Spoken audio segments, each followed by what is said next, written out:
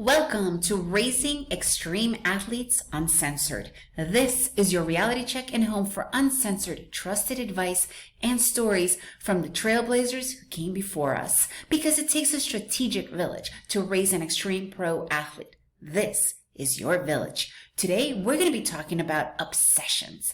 The good, the bad, and the ugly for the sport and stuff around the sport. Because obsession is going to become a reality, so you cannot dismiss it. It's something you need to address, but it's a good thing. It can be a really good thing, but we got to watch out for how it could go wrong as well. And that's what we'll be discussing today in this episode. I'm Marina, your host, mother of two aspiring rock climbers, and wife to an extreme athlete. Let's talk about obsession. Obsession. This is something that becomes a normal behavior for athletes that are definitely taking it to the next level. As a matter of fact, it's just a normal behavior for people that do take it on to the next level. And it's funny, I read a book called Obsession, right? And before, for some reason, obsession to me always had this really negative connotation. And in this book, you realize, wait, obsession is actually a good thing. It can be a good thing, okay? It can be, but for overall, it is definitely a good thing. And it's definitely something that you probably, along with your kid absolutely will start to have this obsession when you start to go pro, when you start to take it to that next level, right? So for the most part, it is definitely a very good thing until obsession could overflow into unhealthy behavioral patterns. So it is very common for athletes to have different things that they are obsessed about. And I have found the majority of the time it is their weight and food consumption. I know it's pretty much cliche. Of course but it becomes negative, right? So a lot of times, parents don't actually hear when that obsession turns into a bad thing. We started to notice this with our oldest son, right? It's an actual epidemic with climbers, especially from the younger ones growing into the older ones. And that shift in body weight and becoming taller, they're not as easily able to reach places because they gain weight because, they become adults.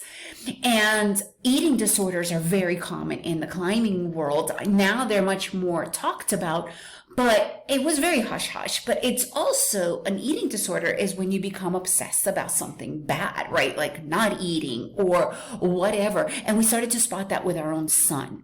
And if you're not paying enough attention, you might miss the bad obsessions. And he really started to go wrong because here's the thing. You can deny yourself food or whatever it is. Eventually, it's going to catch up to you and you're going to either binge or you're going to do something other really unhealthy. So it's understanding those obsessions, right? Because you can alter it. I don't want to say alter it as much as you can find a solution before it gets out of hand, before it becomes really negative.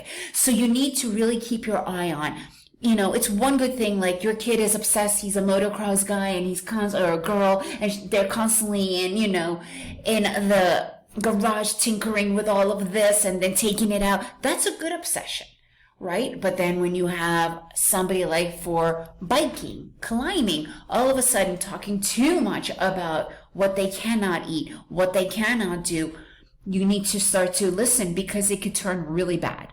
And I have found that some coaches don't spot that in time as well, and they actually fuel that obsession as well. Not a good thing. And remember, it will backfire on you. It will come to get you. So you need to understand when to stop it before it goes the wrong way. And that's the responsibility of us, right? Because we are adults. We understand, we hear things, but you need to be listening.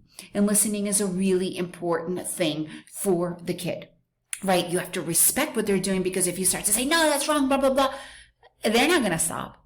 They're just going to do it in private. So you need to respect it. You need to understand how to work with it. And that can really help them or not. So you need to figure out how to manage and handle that situation better. Has your kid gone through that? What are some of their good obsessions? What are some bad obsessions? I would love to know. Please leave me a response. Contact me. I love to hear this and to work things out and see how we could help them. I'm Marina, your host. And remember, it takes a strategic village to make your kid flourish. And if you enjoyed this episode, please leave me a review and share it with your friends.